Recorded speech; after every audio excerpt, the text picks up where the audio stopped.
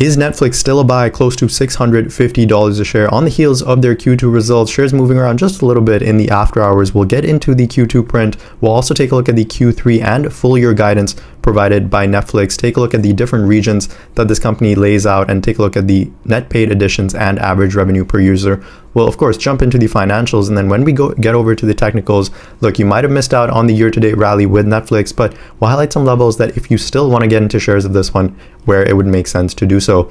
As always, if you're new to the channel and find this type of content valuable, be sure to hit that like and subscribe button below. Hey guys, hope you're doing well out there. It's time to check in with shares of Netflix, kicking off what I'd call the official start of big tech earnings season. Year to date, you've gained just a casual 32% on your Netflix shares. Over the past 1 year, up 35%, and you stretch it out over 5 years, not actually a crazy performance, up just 78%, and then over 10 years and really any extended period of time, yeah, you're doing fantastic on your shares of Netflix. You're also pushing up closer to a $300 billion market cap. So keep this in mind. While this is still mega cap tech, it's not that $1 trillion, $2 trillion market caps that you now see out there.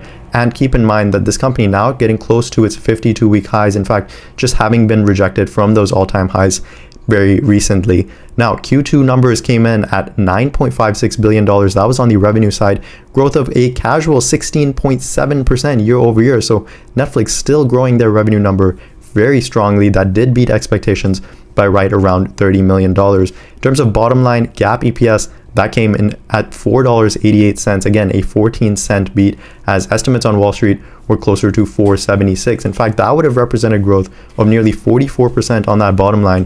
Netflix coming in very, very close to nearly 50% growth on that bottom line.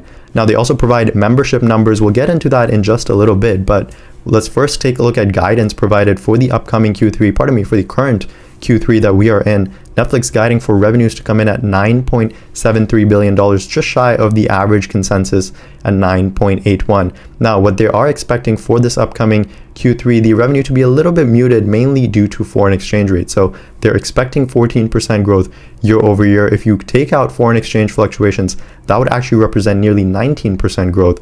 And a lot of that forex weakness is coming from specifically the Argentina dollar being devalued. And so maybe analysts were not factoring in this forex nearly as much. And so that allowed their estimates, or at least the consensus estimate, to be slightly higher at 9.81. But look, Netflix still coming in higher than the low end, and possibly could also be sandbagging just a little bit. Maybe they certainly do expect to come in with a number closer to 9.8. They just want to sandbag and come in with that beat for the next quarter. So I think nothing overly concerning about this Q3 revenue guide. And then what's even more exciting is you have an EPS guide of $5.10. Again, the average estimate on Wall Street was at $4.74. So a substantial bump up on their Q3 EPS guide, which again is expecting just 27% growth on that bottom line. Netflix will probably come in closer to 35, if not 40% growth. So the bottom line certainly growing much, much faster over at Netflix than their top line. That's what you want to expect from a mature company like this. They're controlling costs and they're expanding their bottom line net income and free cash flows, as we'll see. Now, despite coming in slightly underneath Q3 revenue guidance, they're actually bumping up their full year revenue guidance up from 13 to 15% growth, now up to 14 to 15% growth. So just bumping up that low end by 1 percentage point. That reflects solid membership growth trends, business momentum, partially offset again by those foreign exchange fluctuations. And then on top of that, they're also expecting operating margins to expand up to 26%. Prior guidance was for 25%. So look, while some people might point to this lower Q3 revenue guide, I think a lot of that comes down to just foreign exchange fluctuations, which really isn't in Netflix's control. But when you take a step back and take a look at the full year guide, the fact that revenue is now expected to grow 14 to 15%, and then operating margins expected to come in 26% higher than the prior guide of 25%, I think this really shows the underlying strength in Netflix's business. One, I think that's far more important than a Q3 guide, more dependent, I think, on foreign exchange fluctuations. And then as we look ahead to the next couple of years, this is a company that's really now in that mature phase, expecting pretty much consistent growth on that top line to be low double digits and then taper off into the high single digits as we move along over the next couple of years. But what you are really buying Netflix for is that earnings potential. You're buying this one because it's still one of the only profitable companies in the streaming wars and the fact that they're expected to expand on their bottom line EPS by a strong 20% next calendar year, and then another 21% in 2026. Look, you're not paying a hefty valuation for this at just a 30 times next year's earnings. And consider the fact that they're continuously raising those bottom line guidance figures. I think you're actually getting this one closer to a 25 times 2025 earnings multiple, which I think for big tech is actually one of the most reasonable valuations that you can find out there. So still a very, very healthy quarter and very strong stock that really doesn't have a crazy outlandish valuation because of how fast they're growing their bottom line earnings. Now, in terms of the ad tier business, this is really the part of the business that I think has the long-term growth potential that Netflix refers to. I think the paid members only get them so far. It's the ad tier business that really has the long-term potential over at Netflix. And so they mentioned the ad tier membership grew at 34%, not year over year. That's just sequentially quarter over quarter. And then on top of that, they're building an in-house ad tech platform that they plan to test in Canada in 2024 and then launch more broadly next year. So I think the ad tier business, the fact it's growing 34% sequentially, just shows you the strength of that business. Now, what I do want to point out, since they introduced that ad tier business late last year, the growth rates on that revenue side have accelerated. You see, Q3 of last year, it was at just 8% revenue growth year over year. Then that accelerated to 12.5% up to nearly 15%. And in this most recent quarter, you came in at 16.8% revenue growth year over year. While that's now expected to taper off just a little bit next quarter, keep in mind some of that is foreign exchange, but I think you're also now lapping those first quarter additions of that net paid, ad tier ads, and I think that will make revenue growth rates a bit challenging, at least on a year over year basis beyond Q3 of this year. So despite revenue comps probably coming in a bit more difficult in the future, I think the addition of that ad tier business certainly beneficial over at Netflix. And you can also see that from their operating margins, once again expanding from 16% in Q4 of last year, now up to 28% expected in the upcoming quarter. So extremely strong top line and bottom line figures from Netflix. What's even better is the fact that global net paid additions are also coming in extremely strong, up 8 million net paid ads in the most recent quarter. That's 16.5% growth year over year, once again accelerating over the last 4 quarters. Keep in mind, a lot of these are probably ad tier additions, considering the fact that that business was up 34% just sequentially. Now, we did see a taper off in the net cash provided by operating cash flows, as last year we were closer to 1.4 billion. Now we're down at 1.3 billion. And then similar story on your free cash flow year over year, just declining a little bit, and then sequentially also declining. When we get over to the statement of cash flows, we'll take a look at that. Now, what I also do want to point out, this is a share of US TV screen time, and really just highlights still the big opportunity Netflix has in front of itself. Streaming just takes up 40% of the overall US TV screen time, and you still have a nearly 20% in broadcast, 27% in linear cable television, and then 12% in an other category. And consider the fact that Netflix is the number 2 player here, just behind YouTube, which has a close to 10% market share in terms of the streaming share of the US TV screen time. So keep in mind the fact that Netflix, despite being so massive, is actually trailing YouTube in terms of US TV screen time. So yeah, this is not even accounting mobile and tablet screen time.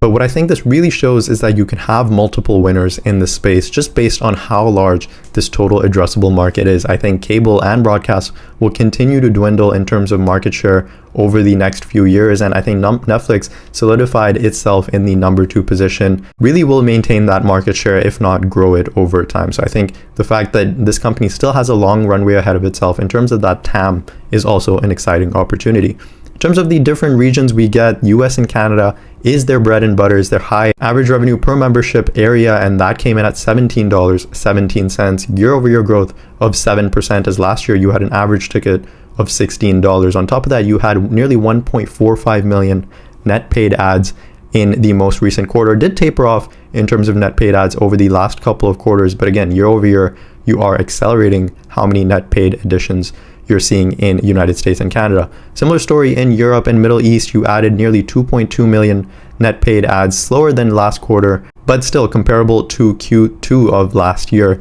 Now, what you did see a struggle was on the average revenue per membership side in Europe and Middle East. This seems like a region where they've almost tapped out on how much they can charge the average user, considering the fact that last year they were at $10.87, now they're down to just $10.80, and that really hasn't budged over the past 4 quarters.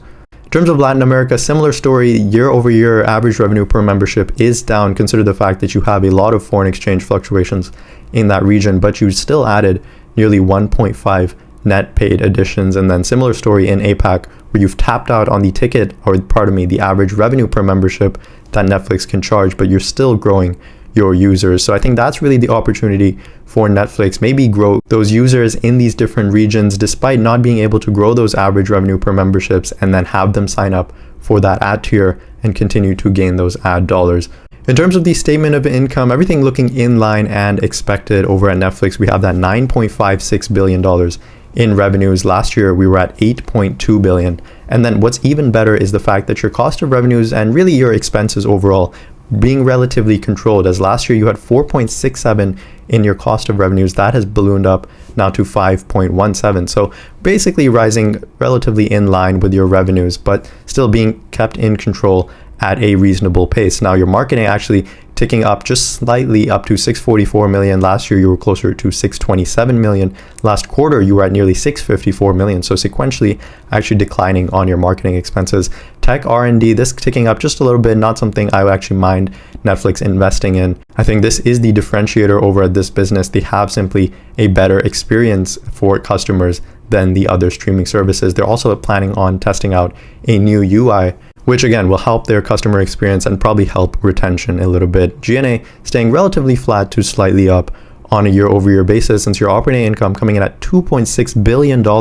Last year you were at $1.8 billion. In fact, last quarter you were closer to 2.6 as well. So they're really at that 2.6 or higher in terms of the operating income from a run rate perspective. Now they pay some interest expenses, earn some interest income, and we get to a bottom line net income figure of $2.15 billion. Last year we were at just $1.5 billion. Over the last 6 months paints an even better picture, as you have a net income figure closer to $4.48 billion.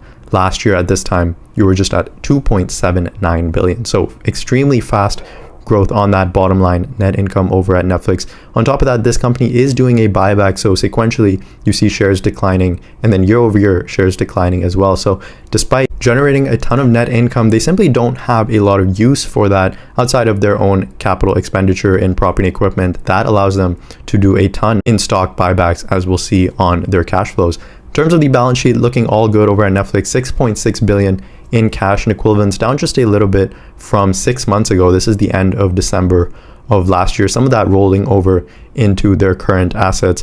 In terms of property and equipment, this is really the strength over at Netflix. This is their assets, their production houses, and their different TV series that really allows them to be Netflix, along with those content assets that coming in basically close to $33 billion, ticking up just nicely from 6 months ago. So really these 33 billion in content assets and property equipment, this is really what allows Netflix's balance sheet to be extremely strong.